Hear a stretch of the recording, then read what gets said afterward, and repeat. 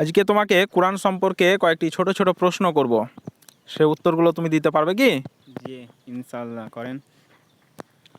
বলো তো, কোরআনে মোট কয়টি রুকু আছে? 540টি। কোরআনে মোট আয়াত সংখ্যা কয়টি? 6666টি।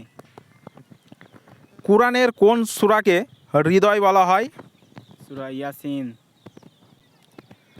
কোরআনের কোন সূরাকে রানী বলা হয়? সূরা আল বাকারা। কোরআন শোনার পুরস্কার কি? হৃদয় শান্তি মিলে। যে ব্যক্তি কোরআন মুখস্থ করে তাকে আমরা কি বলি? কোরআনের হাফেজ। কোরআন হিফজ করলে কি মিলে? উচ্চ মর্যাদা। কোরআনের মূল বার্তা কি? সৎ জীবনযাপন। আলহামদুলিল্লাহ, প্রতিটা প্রশ্নের উত্তর একদম সঠিক হয়েছে।